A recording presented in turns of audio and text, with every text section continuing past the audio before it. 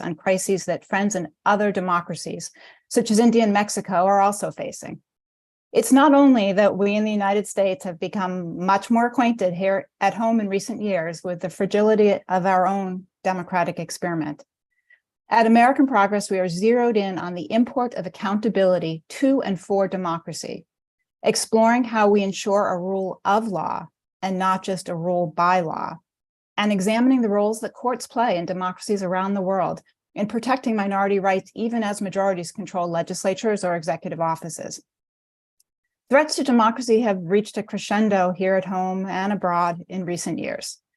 The next 2 years represents a critical period that requires we at American Progress to remain laser focused on executing a strategic way forward that will increase chances for America and the world to make progress for democracy. We aim through our work to maximize democratic accountability and safeguards both at home and abroad. For us at CAP and relevant to this event, this includes building foundational support for generational change in US courts, such that the role, perception, and reality of Supreme Court decision-making shifts. We understand that the United States is facing complex, urgent, and interconnected crises alongside too many other countries. Strong, accountable democracy best equips the United States and other like-minded partners to address current and future challenges. So having offered you some context on why we're holding this conversation at American Progress, let me explain why now with this panel. Israel has experienced some of the largest protests in its history that, particularly in the days surrounding the firing of the defense minister, included voices from across Israeli society, military reservists, union workers, business leaders, and religious leaders, and more. These protests brought Israel to a standstill and led to the reinstatement of the defense minister and to Prime Minister Netanyahu's announcement that he would pause advancement of the judicial overhaul legislation so that President Herzog might work with all parties towards sustainable compromise. That work is ongoing with some very tough June dates approaching. There are multiple elements contributing to the crisis surrounding the judicial overhaul process from proposals. I expect our panel will explore these elements in some detail. At the heart of these challenging questions for any democracy, and clearly in the crosshairs for Israeli democracy, is how a democracy is led by majority rule achieved through fair and free elections, and yet provides concrete protections for minority rights. So often it is courts that are counted on in this capacity, and so often there's a careful balance involved to get it right. And so with that, I will turn this over to our terrific panel, who will delve into these thorny questions that Israel's in the midst of confronting. Kate Donald, our moderator, leads our democratic accountability work at American Progress, in addition to moderating this discussion today. Joining Kate on the panel are David Kretzmer, who is a professor emeritus of constitutional and international law at the Hebrew University of Jerusalem. Errol Margalit, founder and chairman, Jerusalem Venture Partners, is an important architect of Israel's startup nation, known for bringing innovation and entrepreneurial leadership to the country's most pressing economic and social challenges. Errol also is a former member of Knesset. Thabit Abu Ras is the co-executive director of the Abraham Initiatives, a nonprofit organization that hopes to create widespread positive social change in the field of Jewish-Arab relations in Israel. And Tal Schneider is an award-winning political and diplomatic correspondent for the Times of Israel. We are so pleased and appreciative to have all of you joining us for this conversation. Thank you. And over to you, Kate. Thank you so much, Mara, for those excellent opening remarks, really situating us in why we're having this crucial discussion at this moment. I'll just outline the kind of format of the discussion for everyone. I also want to remind those attending that there is closed captioning available. You can click at the bottom of your screen to access that. So we're going to try and make this discussion as interactive as possible rather than a series of long presentations. So I will be posing questions to each of the panelists in turn. Just to flag that Errol Margalit will be joining us a little later due to a prior commitment. So his questions will be clustered towards the middle of the event. Please also, those of you in the audience, feel free to submit questions via the Q&A button. I will be kind of skimming those, and I will try to incorporate some of those into my questions, and the panelists themselves will also be able to see those and can incorporate those into some of their answers. So without more ado, I will get started into this very substantive discussion with these extremely knowledgeable panelists. And first, David, I'm going to turn to you and ask you to explain to us why you've described this moment as a constitutional crisis for Israel. Can you explain why you've used that terminology and what you see as the ramifications of the judicial overhaul for democracy and accountability in Israel? Well, thank you very much for inviting me, and I'm very pleased to be here today. In order to answer your question, one must begin with an understanding of the political and legal context. First of all, Israel has no formal constitution. We have a series of basic laws passed by the Knesset itself, but they may be amended generally by a simple majority vote in the Knesset, Israel's parliament. Second of all, Israel is a parliamentary democracy, in which, in fact, the executive has effective control over the parliament and an almost automatic majority for whatever it proposes. The only effective body that we have that to constrain abuse of governmental power and violation of basic rights is the Supreme Court of Israel, acting as the High Court of Justice, which has the jurisdiction to review the legality of governmental action. The Supreme Court has created a large jurisprudence, largely protective of human rights and against government abuse and misuse of its power. Now, the object of the government proposals is to concentrate all power in the hands of the executive and to free it from all constraints. And this it proposes to do in a number of ways. First and foremost, and this is the most important part of the government's plan, is the control over the selection of judges in general, and most specifically, the judges of the Supreme Court. Second of all, they want to give the Knesset the power to pass laws, which will be called basic laws, that will not be subject to judicial review. Third, if this was not enough, they want to require a special large majority of 12 of the 15 judges on the Supreme Court in order to declare a law invalid as it violates Israel's basic laws. Third, they want to weaken the status of government legal advisors and free the government and individual ministers from abiding by their legal opinions. At the moment, the legal advisors are all appointed by professional bodies. It is written into the actual coalition agreements that the legal advisors will no longer be appointed on a professional basis, but they will be made political appointees of the various ministers, and therefore they can be appointed and dismissed at will. Furthermore, as I said, while according to the jurisprudence of the Supreme Court at the moment, the legal opinions of the legal advisor, and especially of the Attorney General of the state, are binding, they want to free the government from the duty to abide by legal opinions. Now, the end result is clear. We will have absolute power in the hands of the government that will not be subject to any effective constraints on the use of the power. Now, what will this do? It will, first of all, open the way to breakdown of the rule of law. In actual fact, the government will not be subject to the law. It will be able to freely discriminate between various sections of the population on the basis of gender, on the basis of national identity, on the basis of ethnic groups, you name it, you can have it.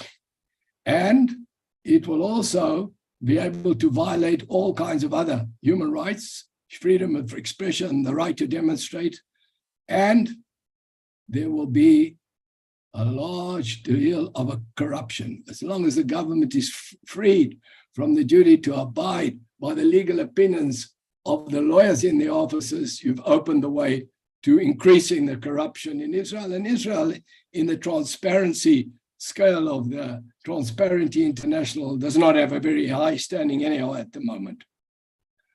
So let me just give an example of the last few days of what I'm talking about, corruption. The government is handing out large sums of money to politicians. This is part of the agreement to buy their political control. But at the moment, there are regulations regarding the use of public funds. And the so-called gatekeepers are maintaining control that the funds will not be used for improper purposes. Now, the politicians have been complaining about this. The answer of the Minister of Finance was quite telling. He said, well, don't worry about this. The problem is that we haven't passed the legal reform. As soon as we pass what they call the legal reform, you'll be able to do what you like with the money. So that's what we're looking at. Now, why do I say that this is a constitutional crisis? And why do I say that this could spend the end to democratic rule? Well, if you have a regime which is subject to the unconstrained whims of the executive, it is very difficult to regard that regime as a democratic regime. We also know some of the planks of what the government intends to do once it is freed from judicial review and legal constraints, but I'll speak about that a bit later. Thank you so much, David, for that very stark and clarifying explanation, which I think is particularly important for an American audience, because I think sometimes it's difficult for an American audience to understand exactly kind of how severe and consequential these changes would be, given the kind of different system of checks and balances in Israel, and the fact that the courts really are the kind of only check and balance, as you've outlined, on government power. So thank you so much for that. And yes, indeed, we will come back to some of those points later in the discussion. Tal, I'm going to turn to you now, if that's okay, and ask you to reflect a little bit on how this judicial overhaul, or this attempt to overhaul the judiciary, is characteristic of Netanyahu and his coalition and his increasing shift to the right. And how far, I mean, obviously, this is a political prediction, which is always a difficult territory. But how far do you think he will go to hold his coalition together? Thank you. So, as David explained perfectly, we are now in a halt of the legislation. The coalition is now not promoting those bills, even though some of the bills, chiefly the Judicial Committee, are, a couple of hours away from completion. They can just, take the brakes off and complete it within 24 hours, and there we go. But definitely Netanyahu realized it's not good for him politically at the moment. He wanted to pass the budget first, which will happen in the next week. Then he wanted to see his polling number go up. Obviously, he took a huge dip in the numbers after the sacking of the defense minister. And with the days following and events unfolding here, and the operation we just had in the southern part of Israel, he got his number back a bit, at least halfway back. 7 weeks ago, he sacked his defense minister, but in the operation mode, just a week ago, he was taking photo with the defense minister next to him at all times. Just photo shooting after photo shooting with the defense minister.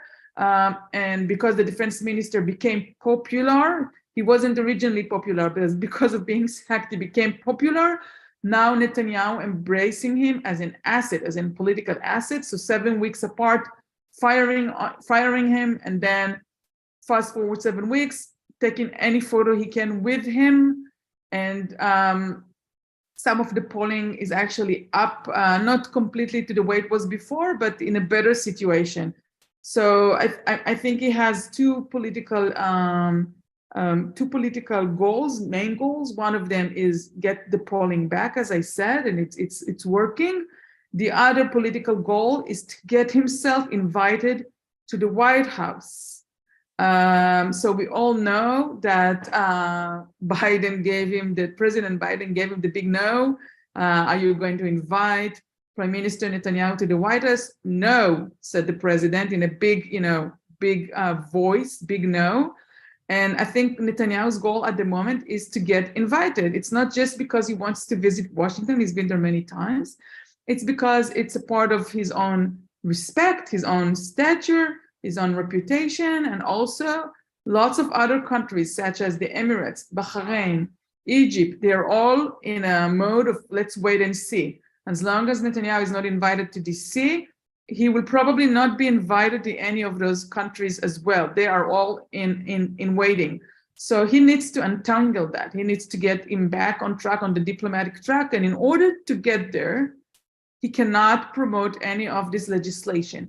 Now, it's true that inside the Likud, we hear voices, major voices from his top ministers, Justice Minister and the Communication Minister, for example.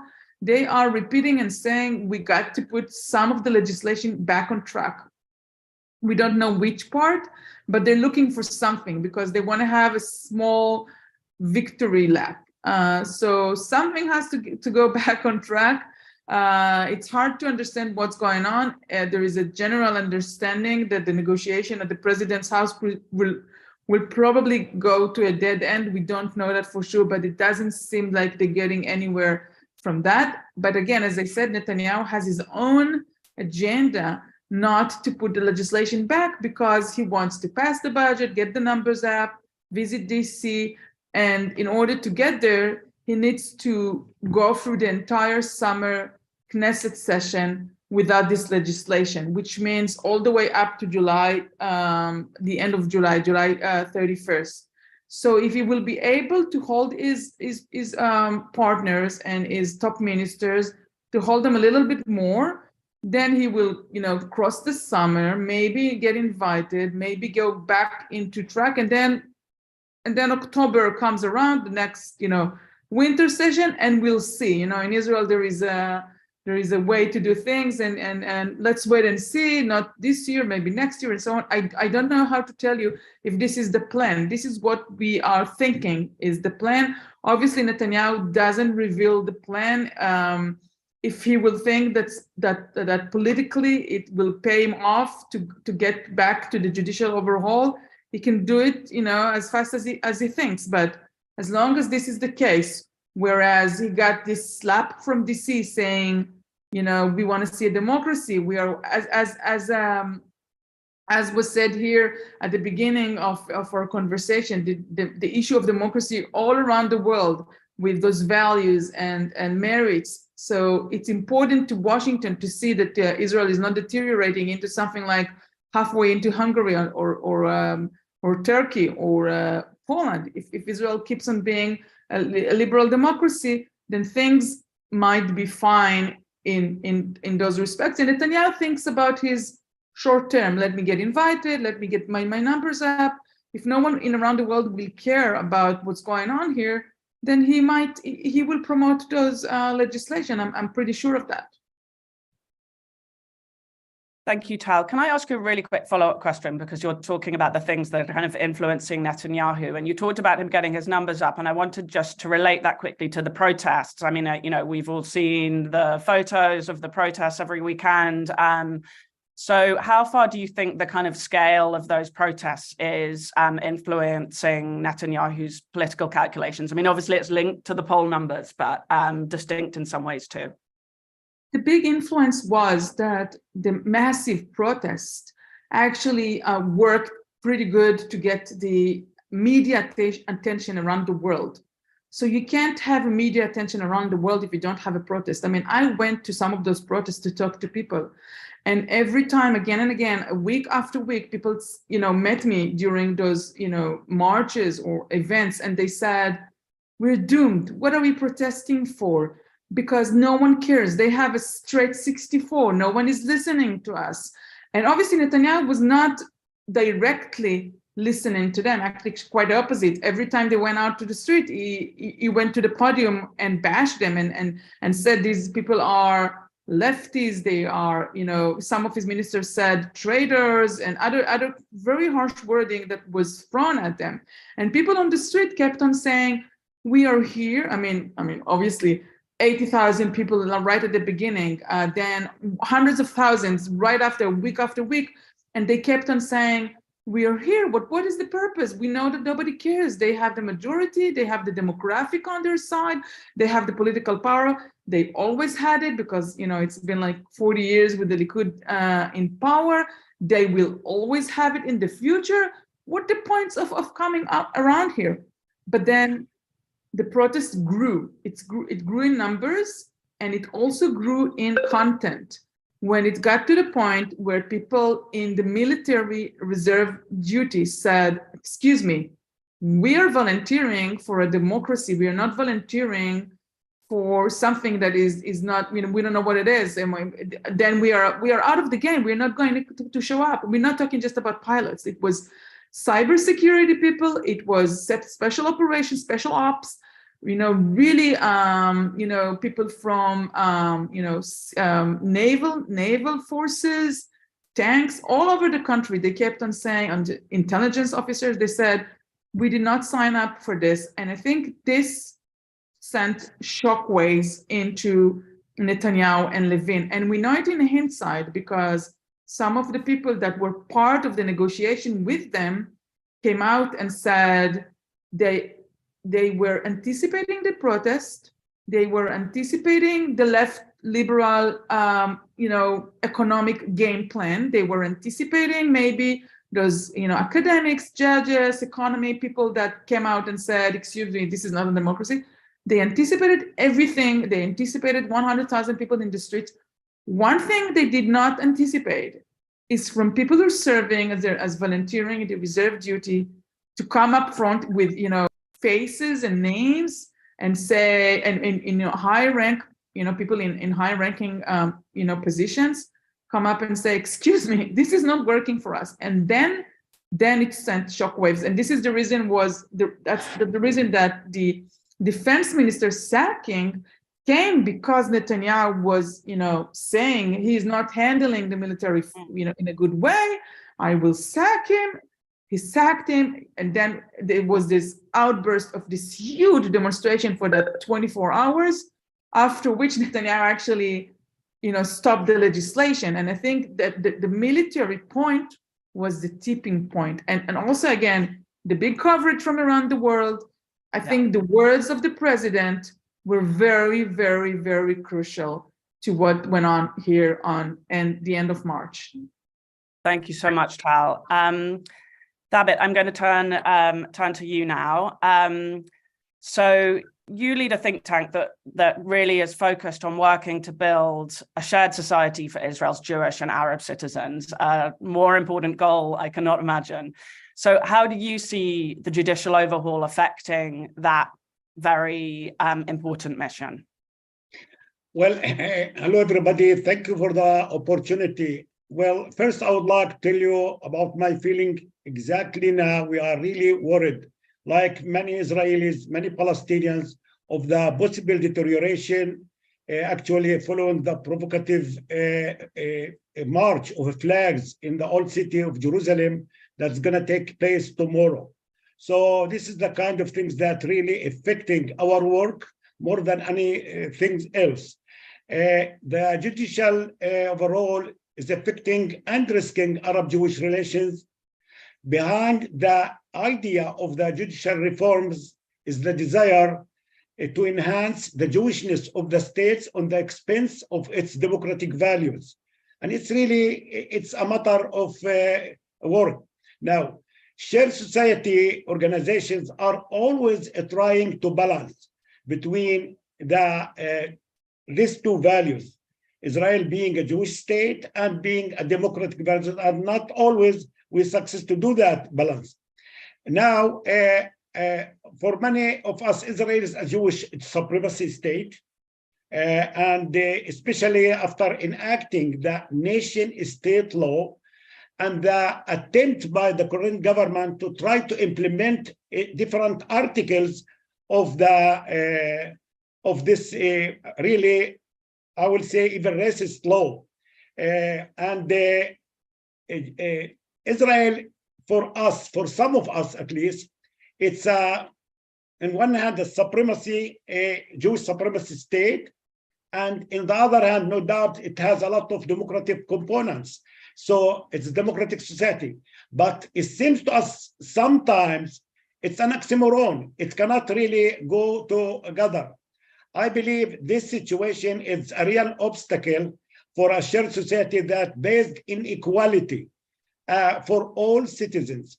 Now, Israel as a country will always be tested and examined based on its actual treatment of the Arab citizens inside Israel, or I will say it different way, they will be examined by the treatment of the minority by the Jewish majority. We believe that the purpose of the judicial overhaul will not be stopped with the, I will say that the selection committee, and or by the override clause. Actually, it's far-reaching. There are, in the end of the tunnel, those people, this government, this is the most extreme Israeli government since the inception of the state of Israel, is trying something larger than that. Actually, it's about expanding the occupation, deepening the occupation, expanding the settlements, and actually annexation of the Palestinian territories.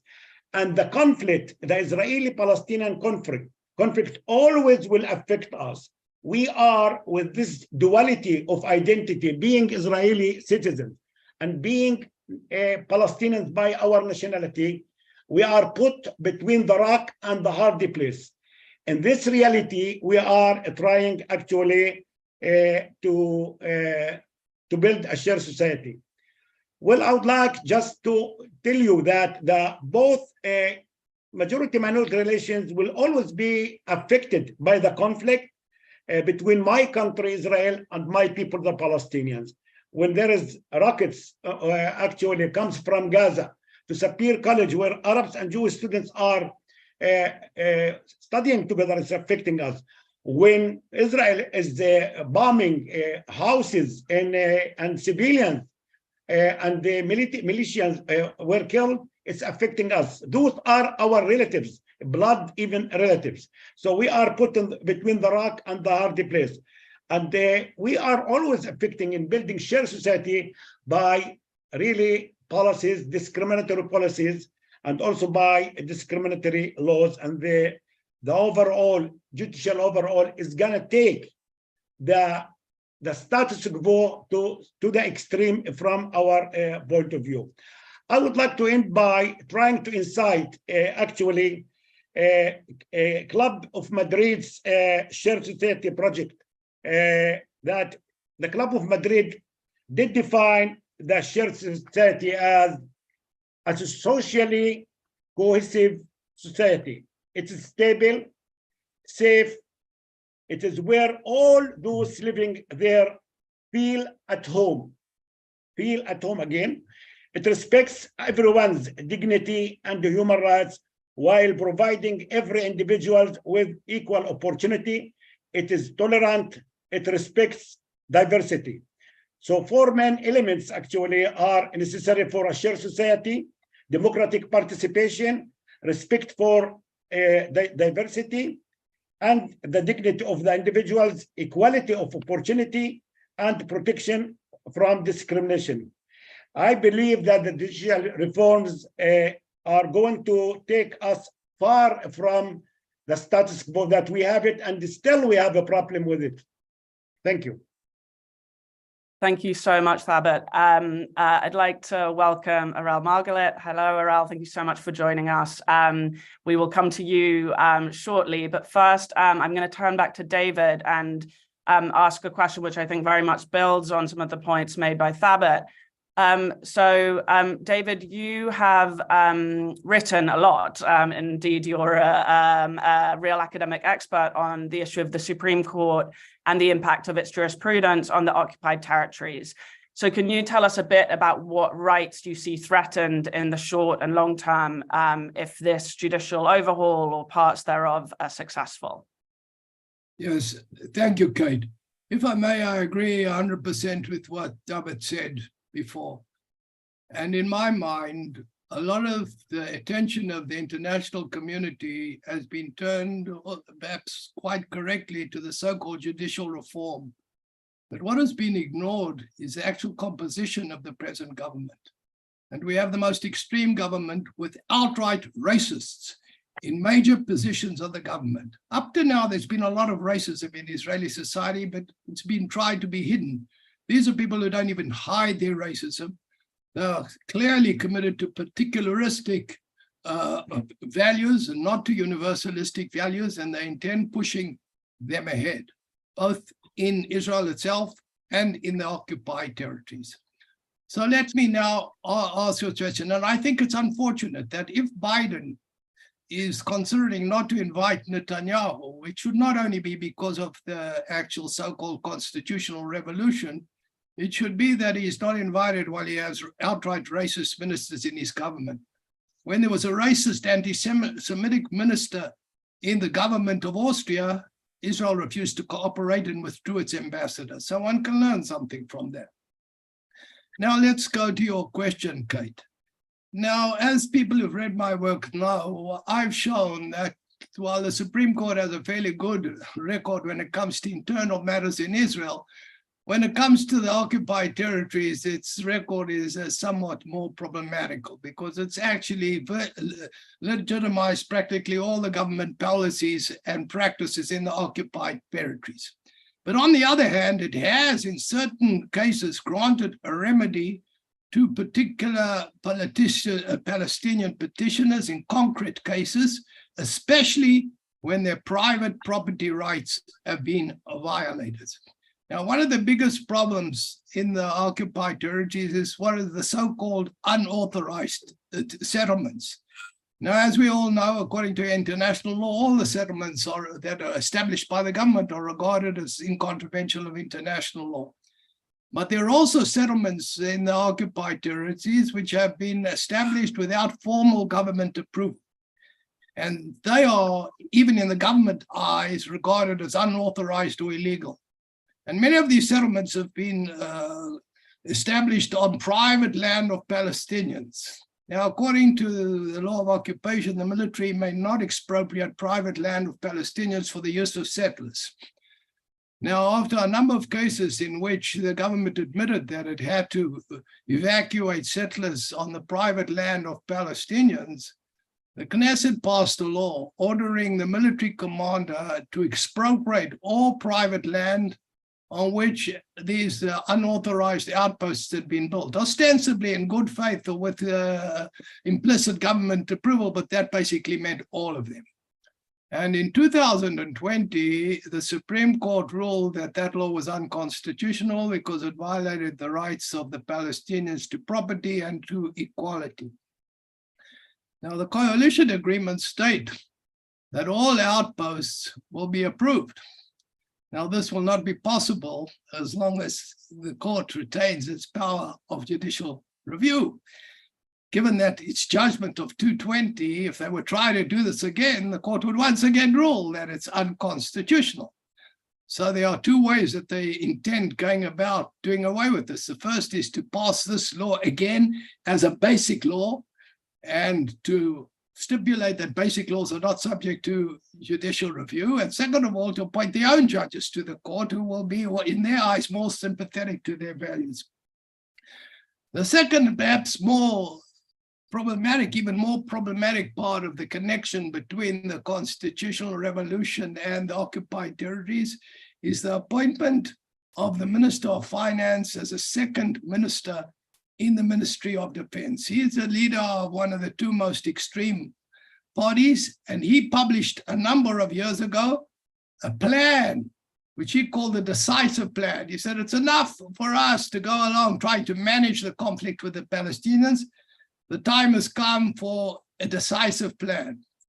And fundamentally, his plan calls for the expulsion of many of the Palestinians on the West Bank, those who are not prepared to submit to Israeli rule, but institutionalization formally of a system of apartheid in the West Bank, in which most of the Palestinians will formally be subjects and not Israeli citizens, although Israel will apply its law to the occupied territories. Now, once again, this plan could not go ahead as long as you maintain the present Supreme Court and as long as you don't change the rules regarding judicial review of administrative and government action.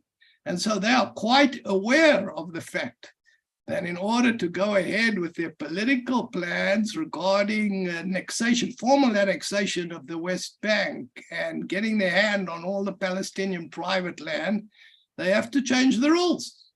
And that's exactly what they intend to do. Thank you so much, David. Arel, we are going to turn to you now. Thank you so much for being here in your very, very busy schedule.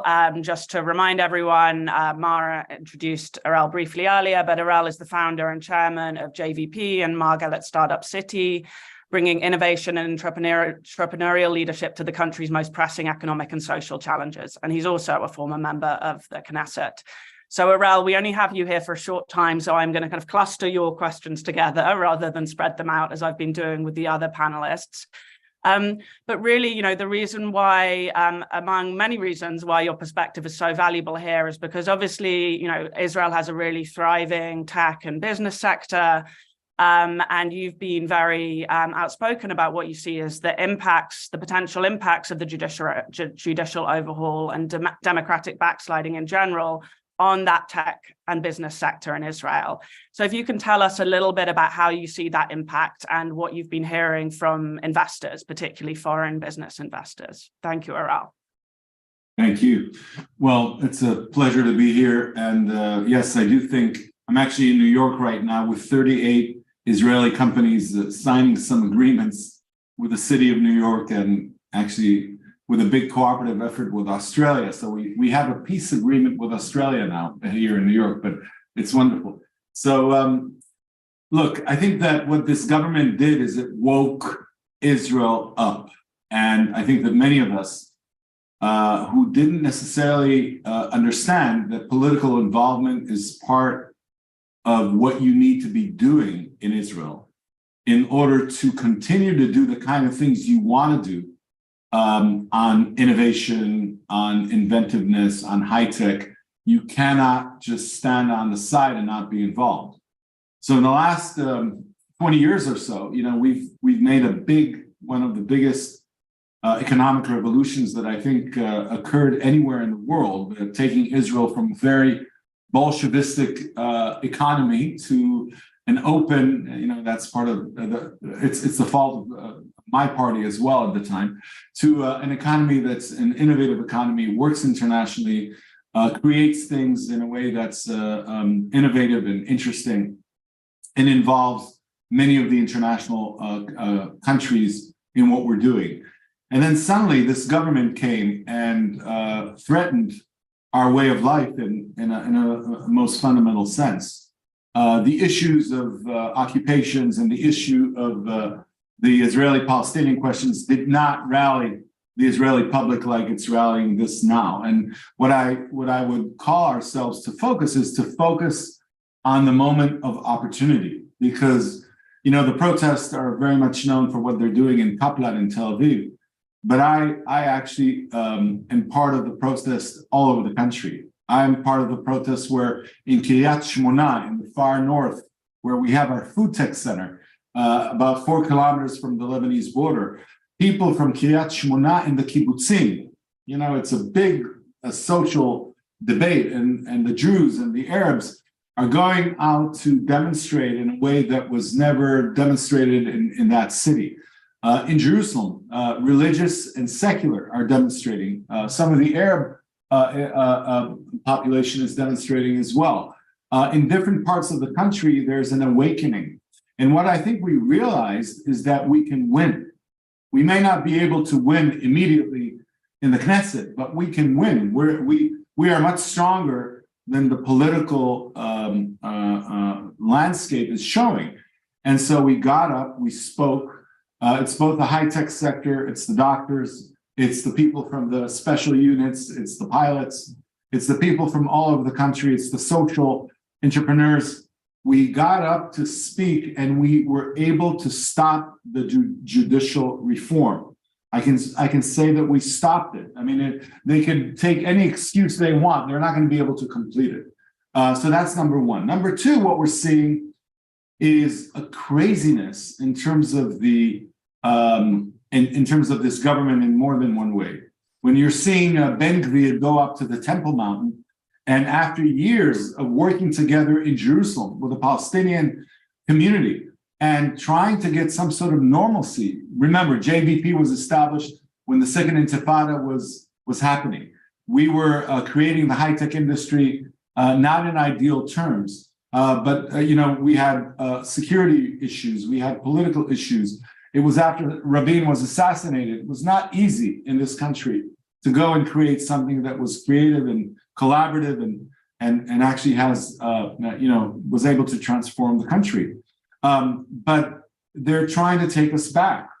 Even on the ultra-Orthodox side, in the last 15 years, I was involved in getting about 15,000 ultra-Orthodox women and about 5,000 ultra-Orthodox men into the high-tech sector. In Jerusalem, 7,300 of the women that are employed in the high-tech sector are ultra-Orthodox. What they did now with the budget is they've taken Israel years back. So the universities for the ultra-Orthodox men and women, the things that we were able to create in order to create a bridge to working into jobs rather than just the army, is something that they're trying to undermine. And I can tell you that the ultra-Orthodox public is not going to agree to that. So we're going to go above the politician's head. What they're doing today is one of their biggest mistakes after the judicial reform, because we are going to rise and say no. The next thing is, so what's happening with all that in terms of Israel and the region? You need to understand that in the last 3 years, the kind of things that we've been doing in the region with the UAE, with Saudi Arabia, with Jordan, with Egypt, with Morocco is unheard of. And by the way, we're cooperating with the Palestinians, even though that officially the Palestinians are not, in the way that the agreements were signed. We're cooperating. Jerusalem is one of these cities where you have Palestinians who get up in the morning and go to Amman and Abu Dhabi and Riyadh, and you have people on the west side that get up in the morning and go to London and Paris. So Tel Aviv may be considered the exciting city of Israel. Jerusalem, in the next phase, with the right kind of leadership, can be the exciting city of the Middle East, because we actually have Arabs and Jews, Palestinians and Israelis together working in one city, trying to make sense out of it when the politicians are trying to take us back. So what's going to happen? I don't think that this government is strong as it looks like. I think that the Israeli public is much stronger, and I think that we need a few more incentives to wake ourselves up. I still don't think a lot of it is translated immediately into politics. So I think that the fact that Gantz and Lapid and some of the centralist parties are getting a lot of the votes is great, but there's still no framework of the alternative leadership. The leadership that speaks about a joint venture with the Palestinians in the region. The leadership that speaks about integrating 7 regions in the country into the high-tech revolution. The leadership that talks about economic development as a way to bring people together socially, not just economically, and to do something that really matters. The fact that Israel is now working with so many other Arab countries in the region is also an awakening to look at the Palestinians in a different way, and to look at what the Palestinians and the Israelis can do together as part of the new chapter of this region. It's more than just Israel. I mean, the young Arab community in the region is looking for new ideas, is looking for ways to be integrated in projects of employment, of healthcare, of agriculture, of food tech, of fintech, of different things that can be done. We're together with some Palestinians in Jerusalem, we're talking about the power of Yalla. 10 cities, 10 ideas, 10 projects in the Middle East that will change the way you think about the Middle East, the Gulf, and our region in a way that would make things a lot more interesting. Now, Netanyahu, Ben-Gvir, Smotrich, these guys are clowns. They have the control of the country right now, but they're clowns. They don't have a holding among most of the Israeli public. And the nice thing that's happening right now, and occupation is not the word that unifies people on the left and right. It doesn't. It just is not the right word to use right now. The word that unifies people is democracy. The word that unifies people is the Declaration of Independence. Yes, we are not perfect. We are a Jewish state and a democratic state, but that's who we are. And we're working with the Arab community in order to give voice to a lot of other Israelis that are not Jewish in the same way that we're giving voices to Israelis that are Jewish. And we're trying to create a framework which is different. Are we close? No, we're close to stopping Netanyahu. We're still not close to creating a vision which will bring people together in a way that will overcome these extreme forces. We have to remember that extremism, zealots, is not the first time that we see it in the Jewish tradition. I mean, part of the destruction of the first and second temple had to do with zealots that were just not compromising and breaking our people apart.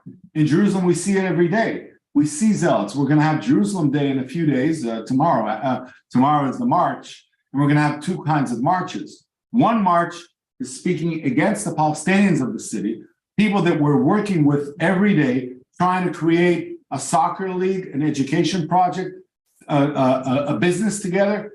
We're working with the Palestinian community every day in Jerusalem. There's so many good things that are happening that are not publicized, that are not media worthy to some of the news agencies, but that we are working on together. Jerusalem is not like it was in 2002. Jerusalem is in a different place.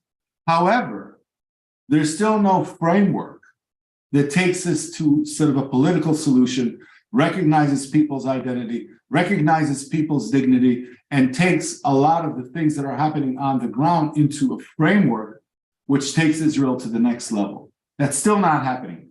But what is happening, we're going to be stopping Netanyahu, Smotrich, Ben Gvir, these guys, the more extreme aspects and things that they will do right now, the bigger is the grave that they're digging for themselves in the medium term. And I say this now with confidence. I say it now because a lot of the Bennett crowd, people that are the Dati Leumi, people that are the religious national people that are not extreme, are speaking out and standing with us. I don't agree on everything with them, but I agree on enough in order to speak out against the extremists. And the more extreme Ben Gvir is, the more we have a common denominator, a bigger common denominator to unify and to say something. No, this is not the way. We need a different way. Even if we don't agree on everything, we have sort of sanity that needs to come back into the system. Thank you so much, Harel, and really note the note of optimism there, which is really nice to hear. Could you also? I know we only have a few minutes left with you, but could you talk a little bit about what you see as the kind of connections between, or the relationships between, stable democracies and kind of startup culture? Like how you see those things being linked, and how kind of Israel's culture of innovation is linked to its kind of tradition of democracy. Yeah, I mean, I think democracy and pluralism and having different people from different backgrounds is actually what made us succeed. And you can undermine a lot of the creativity. And I think that what we never expressed in a way that was clear is also our set of values, not just our eagerness to succeed economically and invent things. And that's what we're getting now. And I think that what's happening in Israel will need to happen in other countries around the world as well. You'll find yourself in the US needing to stand up for democracy in ways that you didn't expect. You'll find in France, they're going to stand up to democracy in the next election, and it's going to be a big threat on Macron's reign and some of the parties that will want sort of whatever form of democracy that's going to be threatened. You're seeing this in other parts of Europe. You're seeing it even in countries like, Scandinavian countries where suddenly democracies is being threatened. So I think that the center left needs to get its act together. It needs to understand that power is part of the game, even though it comes with ethics, and it needs to express itself. Economic development is not something that belongs to the right. It's something that belongs to the right and to the left together. And economic development with inclusion, with bringing more people into the creative process, with having the Arab community in Israel be part of the high-tech sector, with having the ultra-Orthodox part of the high-tech sector, with having the Galilee or the South part of what's happening beyond Tel Aviv, is becoming a big statement for us, in addition to to innovation and inventing new things. And I think that kind of common denomination is going to be something that we cooperate around the world, but it needs to be crystallized. I think the international leadership is weak in expressing the values and the direction of where we're trying to go against some of the other extreme forces that are out there. And if we're not going to get our act together, people are going to step all over us, just like Bibi tried in Israel. Thank you so much, Aral, and that's really salutary. And indeed, we are watching many developments in the US and in other countries with much concern in this regard. Tal, I'm going to turn back to you now after those really excellent remarks from Aral. And Aral, I know you have to leave us soon. So when you do, just know that we're incredibly thankful for your presence here in this discussion today. So Tal, I wanted to follow up a little bit on what you were mentioning earlier about the US-Israel relationship and the impact that Biden's kind of very strong no answer to whether Netanyahu was going to get invited to the White House had. So can you expand a little bit more on, you were a Washington correspondent for many years. So what impacts you have seen so far in terms of the US-Israeli relationship, and go into a little bit more detail for us about how you see Netanyahu's relationship with Washington shaping his strategy and the path forward? So obviously, I don't recall any time in history when the prime minister was banned from Washington, D.C. It's unprecedented. Let me remind you that the finance minister is also banned from Washington, D.C. He was there visiting, but not met with any official. The same goes for the Homeland and National Security Minister, Ben-Gvir. As I said, the finance minister, Smotrich. Those two are basically, they're not boycotted formally, but, no one here in the embassy from the American side or, American officials will meet with them, not when they are, coming to DC and not here. And Netanyahu obviously is not in the same situation, but he is disinvited at the moment. And as I said, it's harsh for him because it means that people in the Arab world are following closely and are not inviting him as well. One of his main goals when he started this candidacy, when he started this term, was, he was supposed to be in the Emirates right after taking office within 3 weeks or so.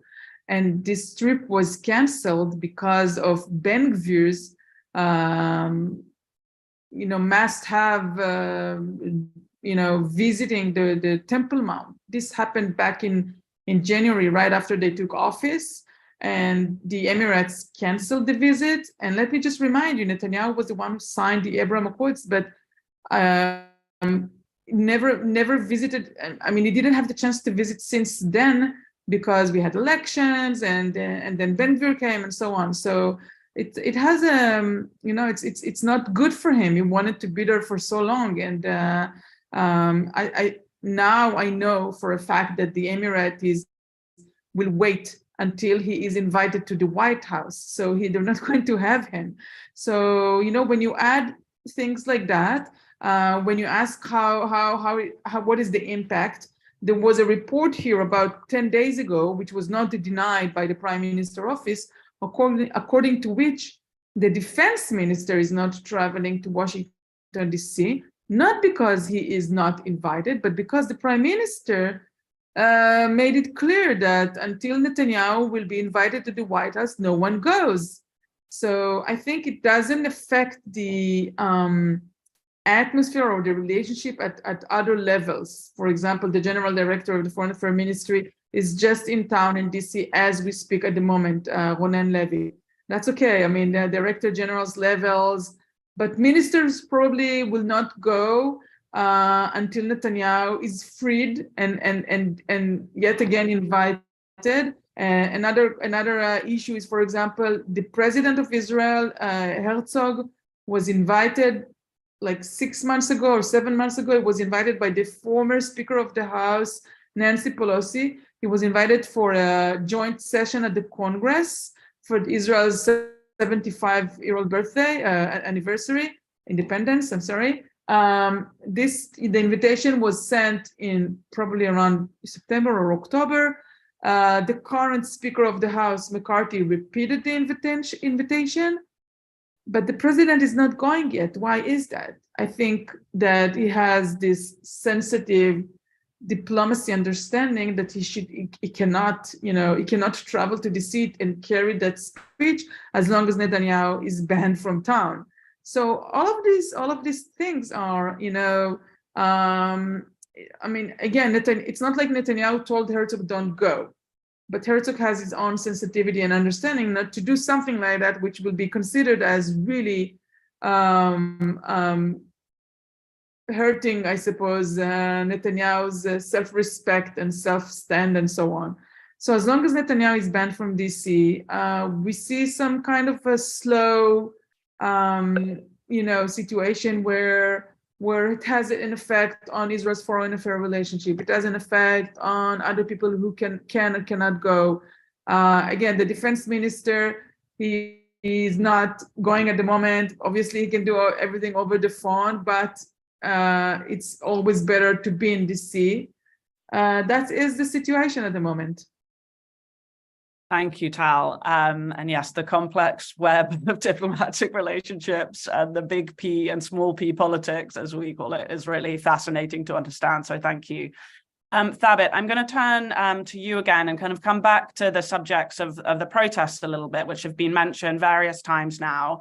Can you give us some insight into how Arab Israelis are reacting to the government's actions and the protests? And in particular, what, in your view, are the key historical factors that are determining the way in which Arab Israelis are responding in this moment? You're muted, Thabit. Sorry, most Arab citizens are supporting the protest, actually. The two major Arab parties really supported the protest, and they even called the people to participate, but they are not doing nothing to bring people to this demonstration. They are not active politically, really, to raise awareness to the importance of these protests. NGOs, shared society NGOs, are very active to try to convince Arabs and to, but there is two main positions among Arabs. For Arabs who are supporting the participation of Arab citizens in the protest, we'll call it even resistance, four main reasons. I believe it's a historical moment for us. After 75 years, it's about time. It's an historic opportunity to try to say something. We are not part of putting the Declaration of Independence in 1948. It was actually enforced of us. It's an opportunity for us to come and say, this is our position. Historically, maybe would not be accepted. I believe that the Arabs should demand a basic equality law, okay? This is not part even if it's a Declaration of Independence. I believe under the current circumstances, when there is denial of the existence of Palestinians or of Palestine by a high-rank minister like Smotrich, the finance minister, we should, I guess, ask for, demand protecting law of the minority. They are crazy people. There are some crazy people in this government. So, I believe that we are 20% of the citizen, and we cannot stay aside. I believe that true democracy without minority rights it's not gonna work. More than that, I believe that we are the Arab citizen. We are going to pay the highest price if this judicial overhaul will pass. We are a minority. We are a sensitive minority, I would say, in a very delicate situation. And there are a series of threats such as, for example, maybe under this a series of new regulations or new laws, maybe will not be part of the political system in Israel. They will deny from Arab political parties to participate in the coming election. If we think that, as they want actually, to give a lot of power to the Central Election Committee to decide, okay, not the Supreme Court. Well, for those who are really don't support the participation in the election, they have a series of reasons for that. They will say, well, Israel is an ethnocratic state. It's not a true democracy. So this issue is a Jewish business. The protest will not help us enough. And it's a Jewish business. Let the Jews solve their own problems. It's not our direct problems. Others will say that the Supreme Court didn't make actually with us justice. There are a series of historical cases we saw, especially in land and the planning. And I would like to remind everybody, in Israel, there are over 50 discriminatory laws, okay, and give actually supremacy to the Jewish people. It's not only the nation state law. But I believe maybe something will emerge. I believe that it's important to participate in this protest, just because, you know, for me at least, as an activist, what is happening right now is going to determine the Arab voter behavior in the coming election. We should support political partnership between Arabs and Jews, and maybe this alienation, okay, self-alienation, I would say, can affect possible future political partnership between Arabs and Jews. And all in all, I believe we are doing still many stuff. For example, we have a series of demonstrations in the Arab towns, okay? There are some people, some Arabs really participate in those protests in Kaplan, in Tel Aviv, in the periphery, especially in the Beersheba, in Haifa too. I already talked, I was a speaker in Beersheba, in Ashdod, in Farsaba, in Haifa. And I believe that the protest is more open now. It's not the same as it was 3 months ago. It's more open to accept Arabs, even Arab agenda. Arabs would like to talk about peace, about occupation, and still we are doing, you know, this Saturday we will have a demonstration in Nazareth, for example. It's a Jewish Arab demonstration, still without the political parties. NGOs are initiating that. I would like to add there are other activities. For example, we initiated as an NGO, as a shared society organization, with Abraham Fund, Abraham Initiatives initiated that actually a delegation to meet President Herzog. And we put some demands. We would like to be a part of the dialogue around that table in the President office. And I'm happy that, and we asked him to invite Arab MKs, and he did invite Arab MKs and talk with them. So we are not passive regarding what is going on in the President office, but definitely it's not enough. Thank you so much, Thabit. So we're now I'm gonna turn to each of the panelists in turn for kind of 3 minutes each of kind of closing reflections. But before I do that, I'm just gonna summarize quickly some of the excellent questions we've had in the Q&A, so that the panelists, if they're able, can try and address at least a fraction of these questions in their closing remarks.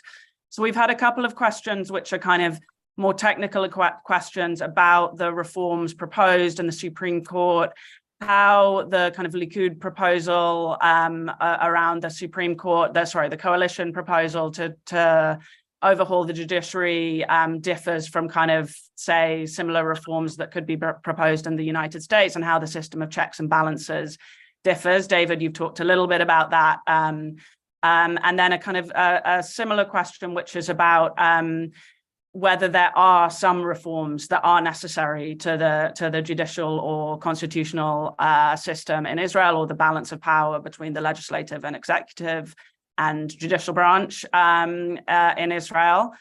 We have a question about whether criticism from US administration leaders, members of Congress, and American Jews strengthens or weakens the hand of the protesters. Tal, you've already addressed that a little bit.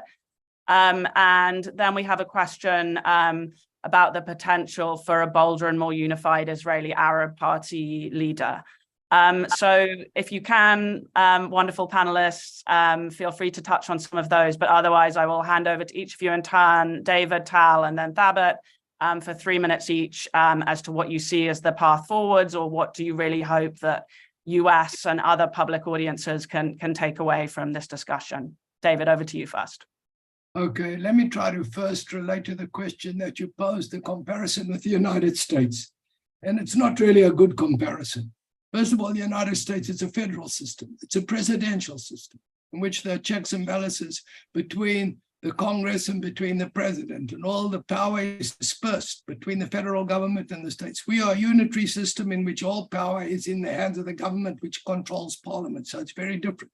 Second of all, I was at a faculty seminar today with an American professor of constitutional law, and most of the professors of constitutional law that I know from the United States thinks that the United States system of electing judges on the federal level is an absolute disaster. So I don't think that we should be about to actually copy that system, number one. Number two, is there place for reform? There is place for reform, but not connected with the judiciary. First of all, one has to strengthen the Knesset, and one has to resolve the relationship between the Knesset and the government. And so as to create the Knesset as a body which can exercise effective control over the government. I can't go into details of how this can be done.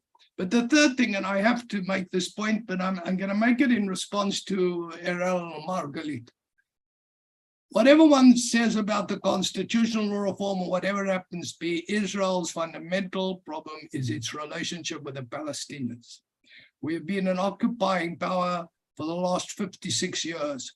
There's endemic discrimination against the Palestinian citizens of Israel. These things cannot be swept under the carpet. Now, I know that among right-wing people who come to the demonstrations, it's going to alienate them to a certain extent if you mention the occupation. But there's been a change. I've been in the demonstrations in Jerusalem since the very beginning. And at the very beginning, it was mainly to say, don't mention the occupation. That has changed. Now, 3 weeks ago, 3 of the 4 speakers in Jerusalem spoke about the occupation. So I do not accept this idea that in order to cater the sensibility of Israeli liberals from Tel Aviv who've been ignoring the occupation for the last so many years, that you can now say, we're going to go on. That is not the way. People have to confront the real issues facing this country. And the first and foremost issue is our relationship with the Palestinian people. No judicial reform of this nature or that nature is going to help you unless you continue with that issue. Thank you, David. Very powerful. Tal, over to you. Yeah, thank you. There was a question here about, what can be achieved, taking into account that, people are reporting that some changes are required in order to balance between the judicial and the executive and the legislative branch. I would say that we do have a huge problem of, proceedings here are very, very lengthy. People who are on trial can be on trial for years. So definitely we need a reform on shortening the time period when you can be arraigned, convicted, and so on. I mean, it can be very lengthy. So we in order to do that, you need more judges, you need the enforcement authorities to be enlarged. We need more police officers, just regular policemen, police officers, policing, enforcing. We need more, people on the street helping the citizens to obey the law, stuff like that. It's none of these things is included in these reforms, in these suggestions. We definitely have a deep problem of violence in Israel's streets.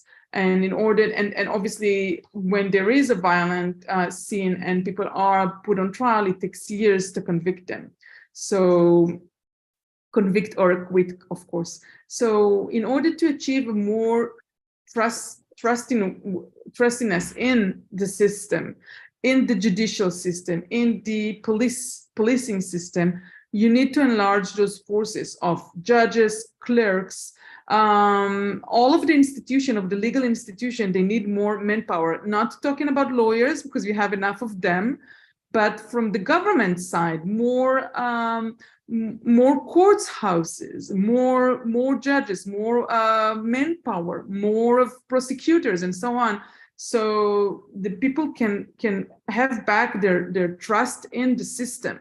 As I said, and you can enlarge the Supreme Court. It's not an issue as it is in the United States, as long as you do it in a manner that is not, the appointments cannot be political.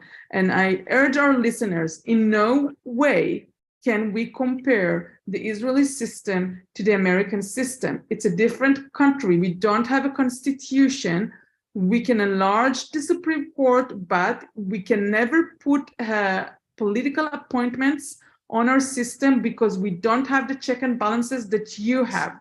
So kindly, Israel's ministers are keep on spinning around saying, we can do it like the American system, like the Swedish, like the Australian, they come and pick up, bits and parts from any kind of system around the world. It doesn't work like that. We are very unique. We don't have a constitution. We don't have protections. We need our courts to be, we can have more judges, but not whatsoever, no political appointments of judges. It's not even hearings, the hearings in the Senate or in the Knesset. It's wrong for us. It's really, really wrong. It doesn't fit the Israeli system. Thank you so much, Tal. Really important and stark reminder for us all as an American audience. Thabit, over to you for your closing reflections, please. Yes, actually, Arab political parties are looking for ways to, again, unified, and there is a lot of discussions nowadays taking place. And even today, after the resignation of Ayman Audi from leading the joint list or the Hadash party, and he's shaking hands with Mansour Abbas, the leader of the Islamic movement in the Knesset. These, very simple actions, but it's so important to pave the way for possible unification, and we will hear more about that. But nowadays, Arab lawmakers are feeling neglected. Nobody counts them in the Knesset. Their influence is zero. So they are trying to make the tip and they try to go back to the real reality when just 1 year ago, everybody was talking our Arabs are going to dictate or decide who's going to be the leader or the prime minister. Nowadays, nobody counts them. So yes, there are some attempts. Well, I would like to second Professor Kritzman, everything he said. To add to that, there is a need for reforms. And I would like to suggest a couple of things. I believe that it's about time it's an opportunity to enact a basic equality law within the Israeli system. There is no equality law so far since the inception of the State of Israel. And then we are 20% of the total population. Why we have to have only one supreme judge, one judge in the Supreme Court? We deserve to have 3 of them based on the number, at least 2, I would say. Well, I'd like to add to that, it's about time that U.S. administration to wake up. I don't want to make any comparison with other occupations, but we all know that no democracy with occupation, no democracy without equality. I don't want to go and compare the Israeli occupation to the Palestinian territory with the Russian occupation of the Ukraine or the Iraqi occupation of Kuwait and the action that was taken by U.S. administration. So it's about time to put the pressure on Israel, not to try to just to condemn or something like that, but to put in action. Visiting or banning a minister, it's important, but it's not enough. We are asking for actions. Thank you. Thank you so much, Thabit. We're at time, and really I couldn't say anything more powerful or important than any of our panelists here. I just want to thank them so much for all their reflections. We've really covered a lot of ground in a short amount of time, the political, social, legal implications of this judicial overhaul, the stakes for everyone, all the citizens of Israel and Palestinians living in the occupied territories. So thank you so much for really starkly and clearly reminding us of how fragile democracy can be. And certainly at CAP, we will be following events in Israel with great interest, as well as some of the democratic backsliding that we're seeing in other parts of the world. On that note, please, all of the audience, watch this space, check back our website. We'll be holding some similar events to this focused on other countries. But for now, I just want to really, really thank our incredible panelists, David and Tal and Thabit, and of course, Arel as well, for their wonderful insights. And I also want to thank the events team at CAP and my colleague, Heba Malik, for helping put this event together. So thank you so much, everyone, and watch this space. We'll be in touch.